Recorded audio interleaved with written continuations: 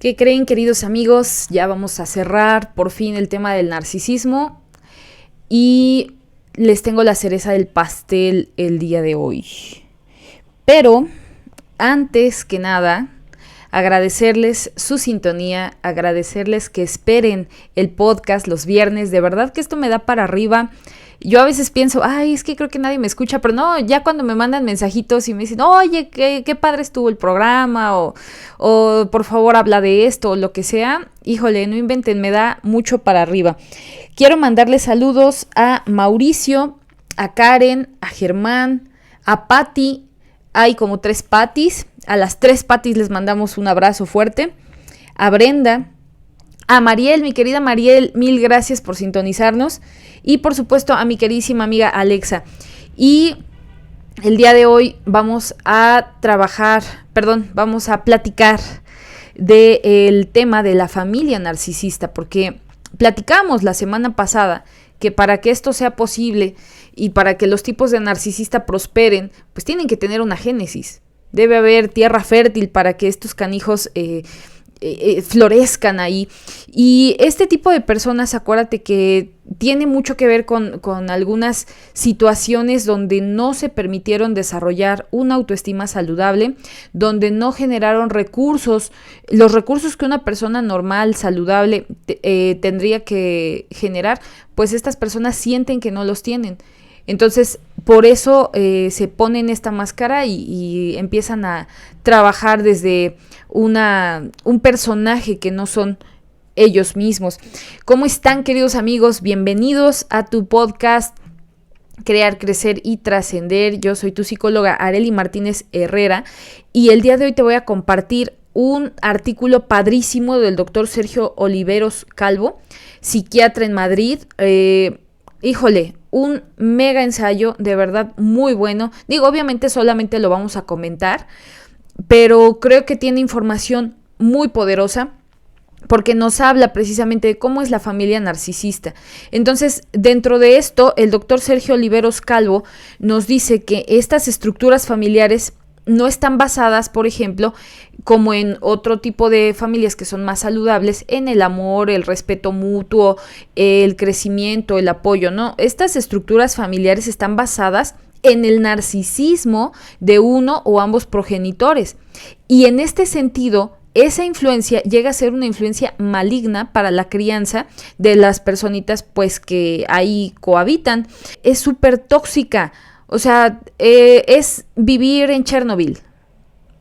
¿Por qué? Porque la persona narcisista, acuérdate que va a fantasear con un poder ilimitado, con una riqueza que a lo mejor no tiene, con una belleza insufrible o con una inteligencia que híjole, desborda, aunque no sea así. Pero estas fantasías los van a llevar a explotar a las demás personas en su propio beneficio, exigiendo admiración y sometimiento en su entorno. Y como carecen de empatía, pues, ¿qué crees? En otros aspectos también van a ser explotadores. ¿Y de quién van a ser los primeros explotadores? Pues de sus familias. Fíjate que el narcisista o la narcisista no tienen hijos por los motivos que uno cree, porque a veces dicen, pero es que él anhelaba tener un hijo. Sí, porque un hijo es una extensión. O sea, un hijo es decir mi uña, es decir mi brazo. En el hijo o en la hija ellos anhelan lograr las cosas que saben que no pudieron. Entonces por eso se les presiona de una manera increíble. Es una situación devastadora para las personitas que crecen en ese núcleo.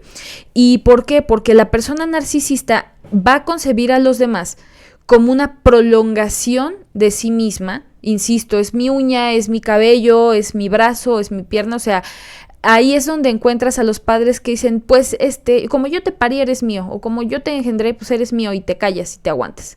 El narcisista entiende que el cometido de los demás es tan solo satisfacer sus deseos, mantener su poder y perpetuar una imagen o un estatus donde él o ella puedan verse bien.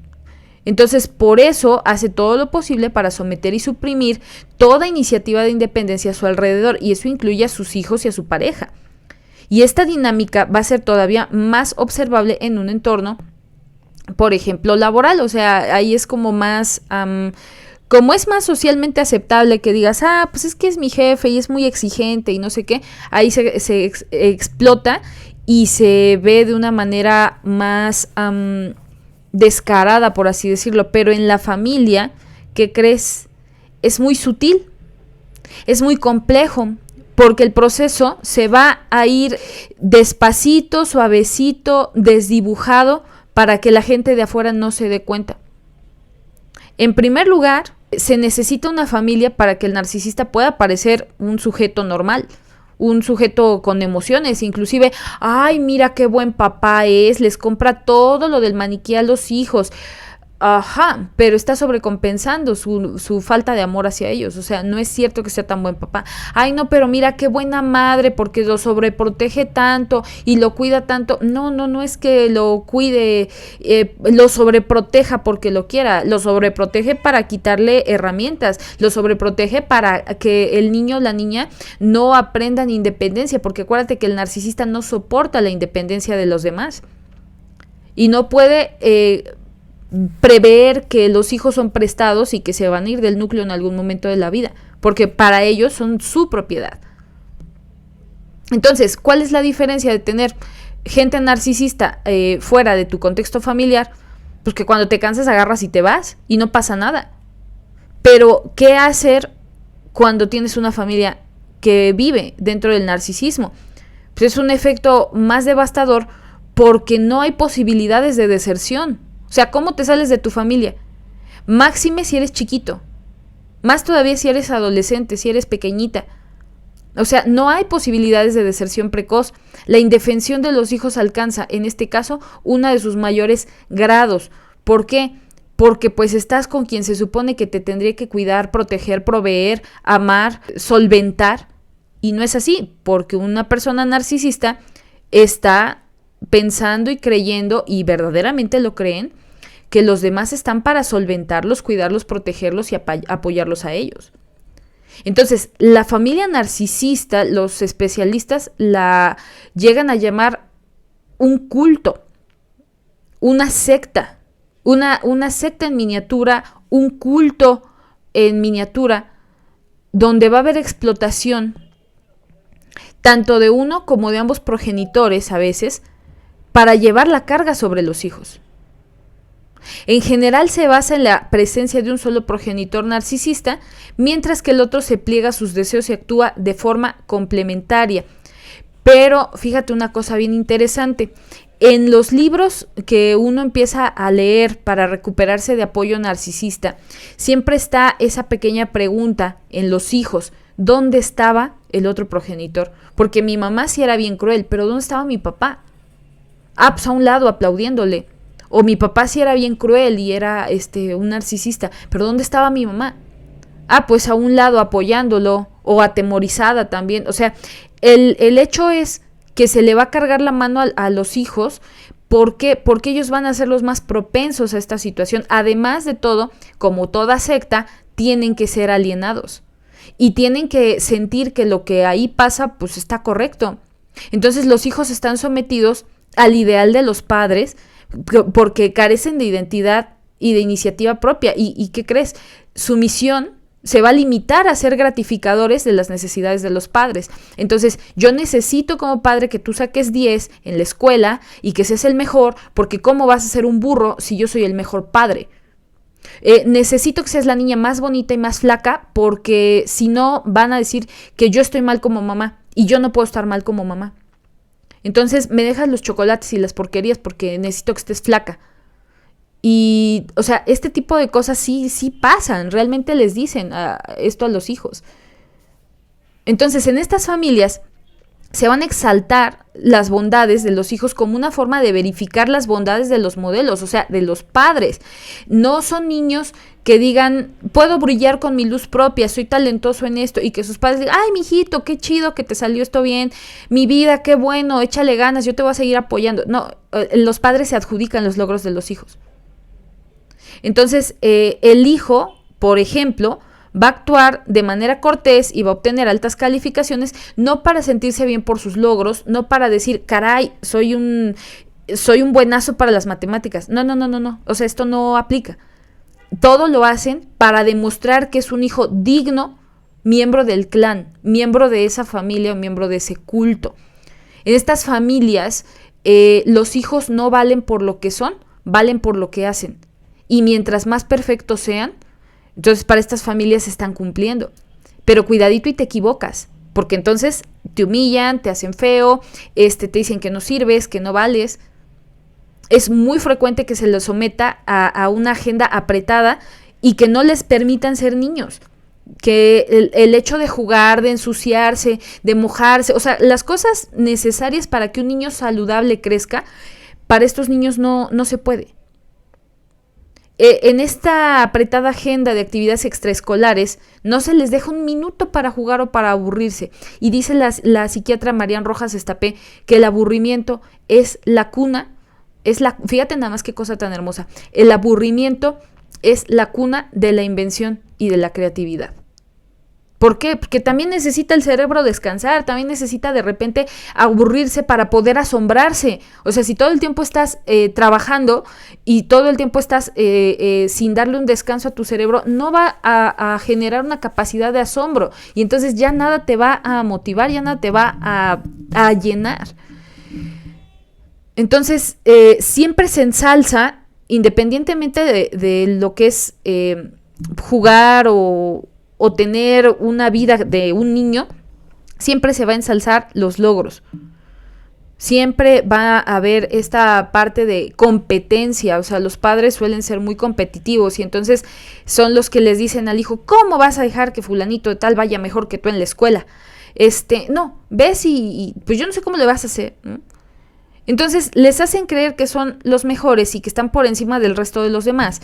Y por supuesto, sus errores siempre se van a justificar con causas ajenas. O sea, es que el maestro no te quiere, es que seguramente ya la agarró contra ti. ¿Por qué? Porque quieres corregir al niño que estás viendo que tiene una conducta poco apropiada y que obviamente es una conducta poco apropiada que sacó del padre o de la madre.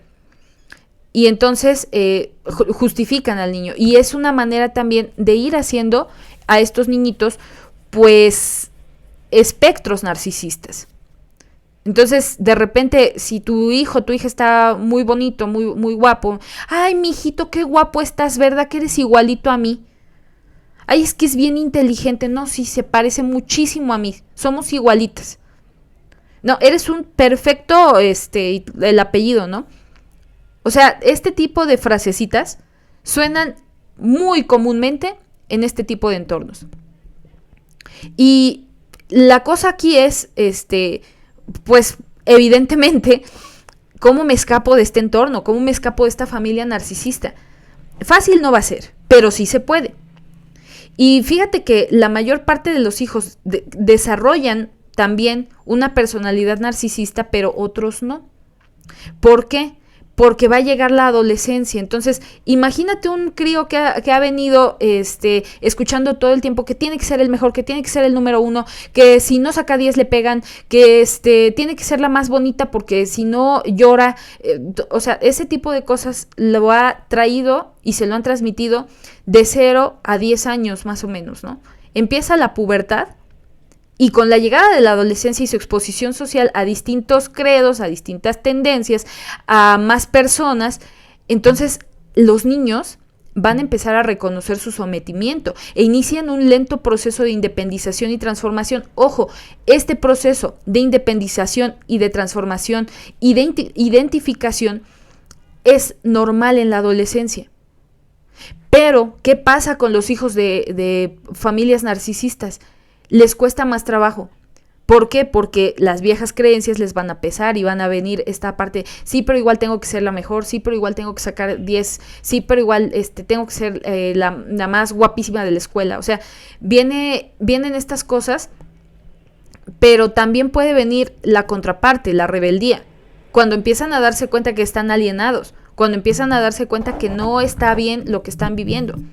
Entonces, puede venir estas dos partes. Ahora, es frecuente que los hijos de una familia narcisista, cuando son chiquillos, estamos hablando de niñitos, sean demasiado correctos, tengan una baja autoestima y su amor propio siempre dependa de sus logros. Actúen de acuerdo a sus deberes y no a sus deseos. Teman llegar a ser como sus padres. Sean competitivos y muestren resentimiento con sus hermanos.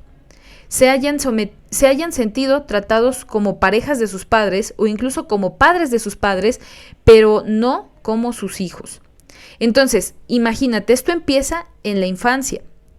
De esos niñitos que de repente te dicen, ay, es que es bien bonito tu niño, parece adulto, es bien serio, es que es demasiado calladito, es que esto y el otro, o sea, que es demasiado correctos.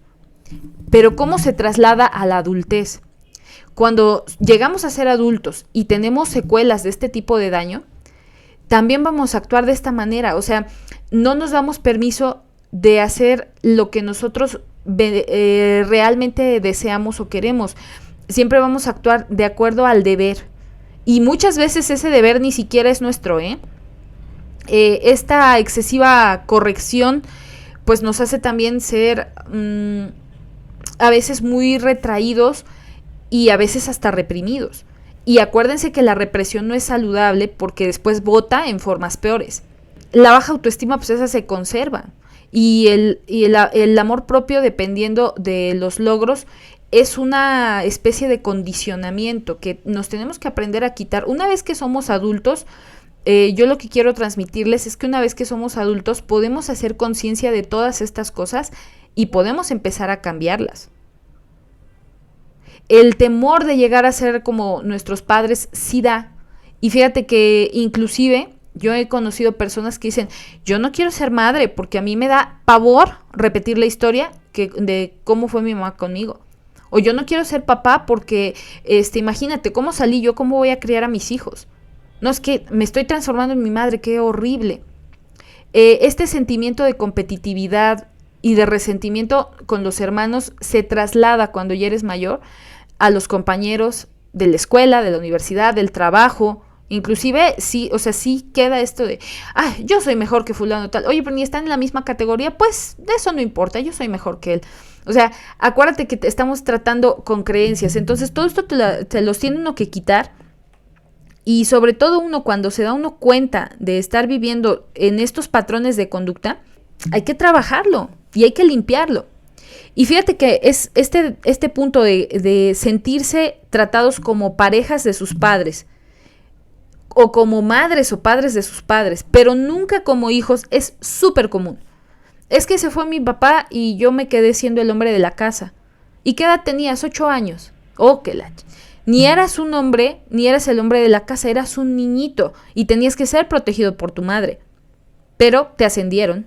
Es que cuando mamá se fue a trabajar, pues yo me quedé como la mujer de la casa y yo hacía el aseo y hacía la comida y cuidaba a los hermanos y todavía iba a la escuela. ¿Y qué edad tenía? 7 años. O cuando mamá se emborrachaba yo la tenía que cuidar. Y tenía que ver por mis hermanos, y tenía que ver por mis hermanas, y tenía que bajarle la borrachera, y de repente me decía, ¿verdad que tú eres mi mamá y tú me vas a cuidar? ¿Y qué edad tenías? 10 años. Entonces, esta parte, estamos hablando de no estar en un nivel adecuado y no estar en el lugar que corresponde, ¿cómo se dice? Genealógicamente hablando. O sea, esto es una ley de vida. Los padres deben cuidar a los hijos. Los abuelos van primero, luego van los padres, luego van los hijos. Y ese es el orden correcto. Pero ¿qué pasa si nos brincamos el orden? ¿Qué pasa cuando como hijos te toca cuidar a tus padres, te toca ver y hacer estas cosas que no son adecuadas a tu edad? Pues entonces sigues con esa visión y esa idea de que solamente vales por lo que haces y por lo que haces bien. Y además es tu deber hacer bien las cosas. Es tu deber que tu papá no se ahogue si está borracho. Es tu deber cuidar a tus hermanitos de que no les vaya a pasar nada. Es tu deber cuidar que tu mamá no se gaste todo el dinero. O sea, no es cierto. Son espejismos, pero volvemos a que los hijos que viven en esta situación es como si vivieran en un pequeño culto, en una pequeña secta. ¿Sale? En el 2015, el psicólogo americano Eddie Brummelman publicó un estudio longitudinal en la prestigiosa revista Proceedings of the National Academy of Science sobre una muestra de 565 niños observados entre los 7 y los 12 años. Lo pueden buscar en www.pnas.org.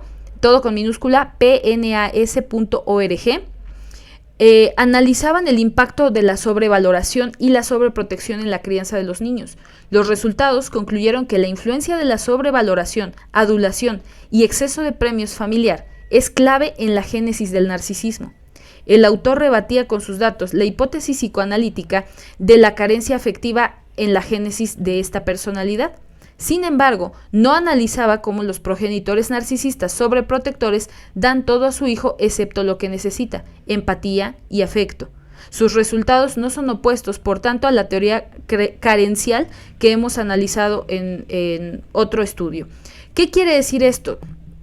Fíjate, ya tenemos la necesidad básica de amor y de afecto y de empatía, pero además hay una sobrecompensación, y eso nos lo dice también Erich Fromm cuando lo plantea la teoría del egoísmo en el libro del arte de amar, y nos dice que una madre sobreprotectora, por ejemplo, tiene un narcisismo intrínseco y que sobreprotege al hijo a través de su carencia de afecto genuino por él. O sea, tiene una hostilidad hondamente reprimida que entonces lo que tiende a hacer es sobrecompensar.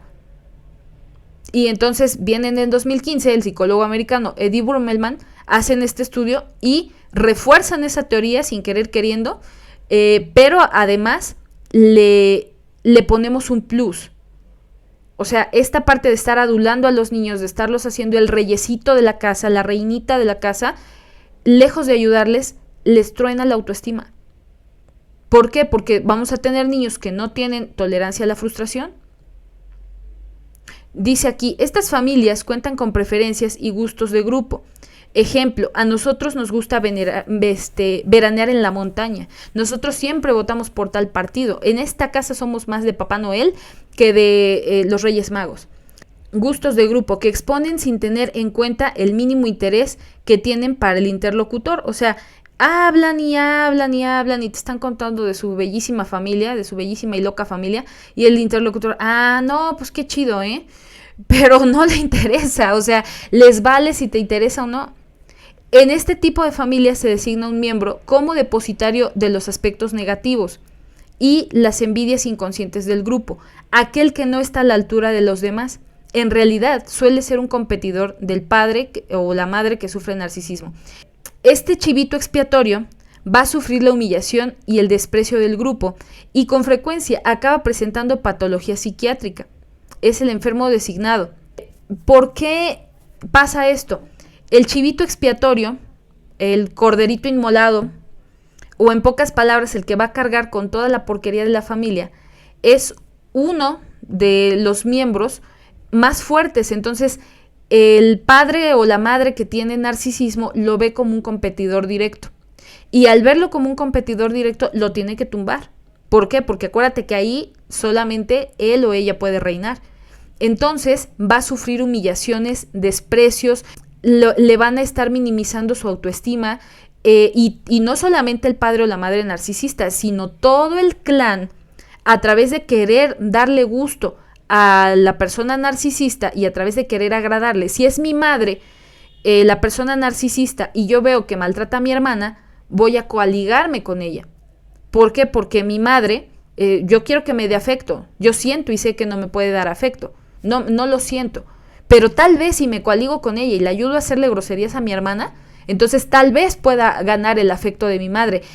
Eso no es cierto. O sea, volvemos a que son espejismos. Pero todo esto es utilizado como arma por el narcisista. Y entonces agarran a un hijo para ser chivo expiatorio y a otro hijo para ser el hijo dorado. Y el hijo dorado, ¿qué va a pasar? El hijo dorado es la extensión del propio narcisista. Entonces es el que hace todo bien, es al que no le pueden regañar, es al que le dan todos los permisos, todas las ventajas, le dan el bistec más grande, le dan la ropa buena. Cuando te acabas tu ropa, se la pasas a tu hermana, pues por al fin ella ni es tan bonita como tú. O sea, el hijo dorado viene a ser el hijo favorito. Y te voy a decir por qué. No es por otra cosa, sino porque es el más alienable. El hijo dorado es el más manipulable, el que más permite la manipulación del padre o madre narcisista. Fíjate nada más qué terrible esta situación. O sea, por un lado tenemos un hijo chivo expiatorio que va a cargar con todas las desgracias, con todas las enfermedades, con todas las cosas terribles de la familia. Y por el otro lado tenemos al hijo dorado, que va a cargar con toda la gloria, con todo el esplendor de ser hijo de su padre o hija de su madre, porque normalmente si es varón quien lleva el narcisismo, pues va a pescar a un hijo dorado varón, para que haya esa identificación. Y si la madre es la narcisista, normalmente va a pescar una hija mujer para que haya esa identificación. Entonces, en este sentido, la carga genética pues también se complementa con una crianza que lleva a que estos hijos generen también situaciones graves de salud mental, o más bien de enfermedad emocional y mental. Y las creencias, las tendencias, pues son muy difíciles de írselas quitando, pero pueden llegar a reconocer su sometimiento e iniciar un proceso de independizarse y de transformarse. Sí se puede. Normalmente, ¿quiénes son los que van a darse cuenta primero? Los chivos expiatorios. Entonces, fíjate que yo siempre les digo a las personas cuando vienen a terapia y nos encontramos con este tipo de situaciones y te encuentras con gente que dice, es que a mí mi mamá nunca me ha querido, es que a mí mi papá nunca me ha aceptado, o sea, a mi hermano sí, o a mi hermana sí, a ellos hasta los quieren, a mi hermano le compró coche y a mí no me compra ni un chicle. O sea, es más, a mí me hicieron trabajar y a mi hermano le dan todo. Cuando pasó esto, pues a mí me regañaron horrible, pero a mi hermana nunca le dicen nada. O sea, ese tipo de cosas te las encuentras típicamente en terapia. Y yo siempre les digo a las personas, mira, tú eres una oveja negra, eres la oveja negra de tu familia, eres la oveja negra de tu clan, y está bien. Y te voy a decir por qué está bien, porque no estás a gusto en esa situación. Triste el hijo dorado, porque tampoco está a gusto, pero como hay cierto confort, hay ciertas ventajas o beneficios que alcanza a distinguir, no se da cuenta del precio que paga, pero sí hay ciertos beneficios que alcanza a distinguir por parte de sus progenitores, pues entonces no se alcanza a dar cuenta. Cuando el chivo expiatorio se da cuenta que más que un chivo puede ser una ovejita negra, ¡pum!, empieza la transformación. Y entonces es cuando podemos estar dispuestos a desertar de ese clan, a desertar de la familia. Sí te aviso que es difícil, sí te aviso que el desertor se va a deprimir, va a solicitar ayuda, no va a aceptar de buena manera y de buen grado el descubrir que su padre, su madre o los dos son enfermos narcisistas y que nunca lo han querido porque ellos no pueden querer. Y te voy a decir una cosa bien triste pero bien cierta. Si tú tienes un padre o una madre narcisista, no te aman. Y yo sé que esto es muy duro. No te aman. No pueden amarte. Pero te voy a decir otra cosa también. No tiene nada que ver contigo. Tú eres una persona increíble. Tú eres el hijo que muchas personas quisieran tener. Tú eres la hija que muchas madres anhelarían tener, abrazar. Si tú tienes un padre o una madre narcisista y ellos no te han sabido apreciar por causa de ellos y sus enfermedades mentales, déjaselo. Es bronca de él o de ella que no haya sabido aprovechar la gracia de tenerte como hijo o como hija. Es bronca de él o de ella que no haya podido amarte, porque tú sí mereces amor. Tú sí mereces lo mejor de la vida, estar contento, estar sano, estar feliz, estar proveído, amar y ser amado. Sí lo mereces. Pero cuando somos hijos de estos clanes de familias narcisistas, pensamos que no lo merecemos. Y pensamos que siempre tenemos que estar intentando ganar la aprobación, el respeto, el cariño, el amor, la aceptación de mamá o papá. Renuncia a eso, eso nunca lo vas a conseguir. Muchas veces el hijo espera que los padres cambien, que reconozcan sus necesidades, que vengan y que me den el abrazo que siempre he anhelado, o que me vengan a decir que soy una buena hija. Eso no va a pasar. Eso no va a pasar. Y la chamba de nosotros como terapeutas es ayudarles a entender a estas personas que esa situación no va a ocurrir. Y que lo que deben hacer es soltarse de esa familia, soltarse de ese núcleo, podar su árbol genealógico y empezar a vivir bien con ellos y para ellos, formar una nueva familia más saludable, porque además te voy a decir otra cosa, normalmente el hijo oveja negra, que lo transformamos de chivo expiatorio a oveja negra, sí puede amar, sí tiene la capacidad magnífica y hermosa de generar amor. Un narcisista no genera amor. Sea mi padre o sea pero ¿cómo es posible que no me ame si soy su hija? No puede, no genera. Es como si a una persona parapléjica tú le exigieras que se levantara y corriera. No va a poder hacerlo. Es lo mismo con estas personas. Y yo sé que va a sonar muy feo, pero un narcisista es un incapacitado emocional. No ama. Es más, odia. Y no tiene que ver con las otras personas, tiene que ver consigo mismo. Obviamente cuando el hijo oveja negra empieza a buscar ayuda, empieza a apartarse de la vida de estas personas, empieza a buscar su camino, empieza a buscar límites, pues la fuente familiar narcisista va a reaccionar atacando al terapeuta, va a reaccionar atacando a la persona que está buscando ayuda. Yo sí conocí hace mucho tiempo una personita que le mando muchos saludos y espero que nos esté escuchando, que sí le dijeron, es que yo no sé a qué estás yendo a terapia, nada más te están lavando el cerebro. Mira, antes aquí estabas, antes aquí nos ayudabas, antes nos dabas tu quincena y ahora ya no. Pues no, porque se empezó a ocupar de sí misma y empezó a hacer cosas con su propio dinero y se empezó a ir de viaje y empezó a tener amistades y empezó a tener una pareja. ¿Me explico? O sea, empezó a generar su propia vida. El núcleo familiar enfermo de narcisismo no permite a las personas que hagan su propia vida. Entonces, la familia va a atacar lo que esté afuera. Y cuando no logra atacar al terapeuta, te va a atacar a ti. Es que has cambiado, es que yo no sé qué te pasó, antes eras buena persona, pero ahora ya no. O sea, van a atacar lo que sea. Es un costo que hay que asumir. Y te lo voy a plantear así, tantos años has estado pagando por estar dentro de una familia narcisista donde estás sufriendo, ya paga tu rescate. Ya paga tú mismo tu rescate, asume la situación, hazte responsable de tu persona y condúcete hacia la libertad. No hay nada más bello que la responsabilidad de uno mismo, porque eso va a conducir a la propia libertad. Cosa que en un núcleo narcisista pues no se comprende. Queridos amigos, eso es todo por hoy. No es cierto, se me andaba olvidando y ahorita que volteé vi mi lista. Yo les prometí unos libritos que nos hablan precisamente de cómo recuperarnos del abuso narcisista. Y el primero de ellos es Madres que no saben amar, cómo superar las secuelas provocadas por una madre narcisista, de Carol McBride. Este es un librazo increíble. Fíjense que está más dirigido a mujeres. Nos habla un poquito más de la experiencia de hijas con madres narcisistas y está muy interesante en una parte donde expone el hecho de cómo una madre puede poner a competir a sus hijas.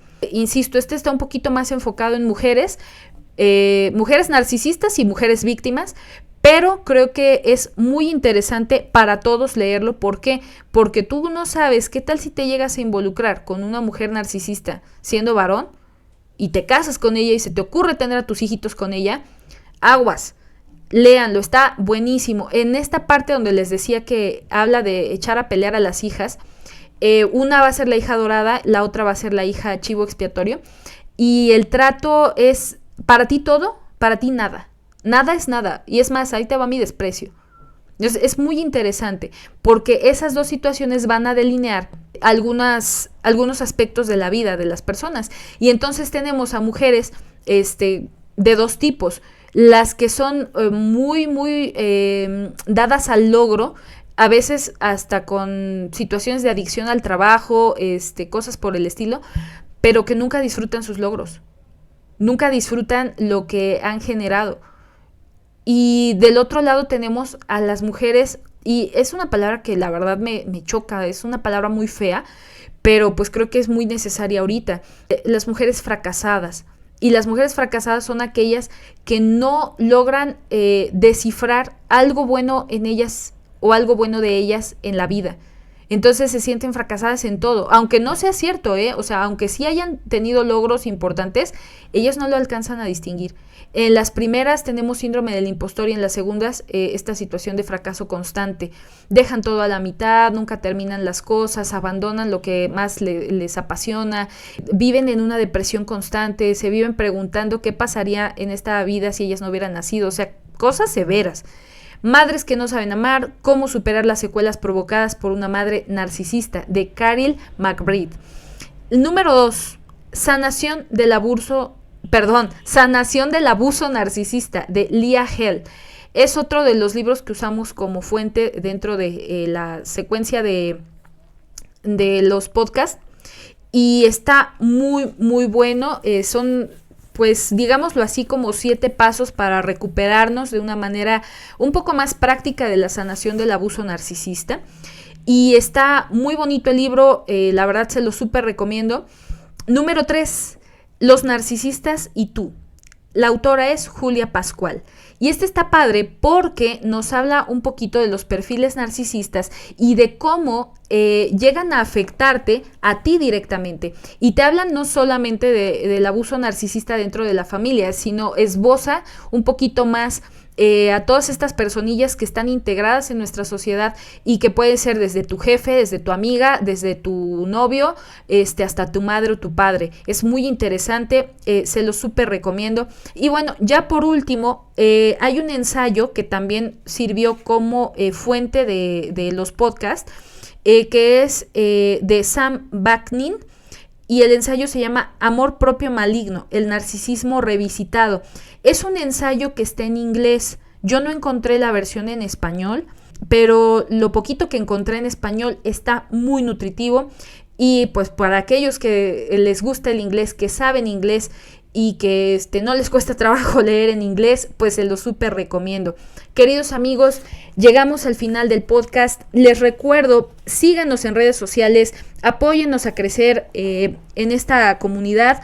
Compartan con todas sus conocidas, con todos sus conocidos. La verdad es que es muy divertido para mí el hecho de poder compartirles esta información. Dijera Lolita ya, la información que cura. Y bueno, en Facebook estamos como Arely Martínez Herrera y la otra página de Facebook es Crear, Crecer y Trascender. Instagram, @todo con mayúsculas, Arely Martínez Herrera. TikTok, @todo con minúsculas, Arely Martínez HE46. Twitter, @todo con mayúsculas, Arely MTZ Herrera. Spotify, Crear, Crecer y Trascender con Arely Martínez Herrera. Y YouTube, Crear, Crecer y Trascender con Arely.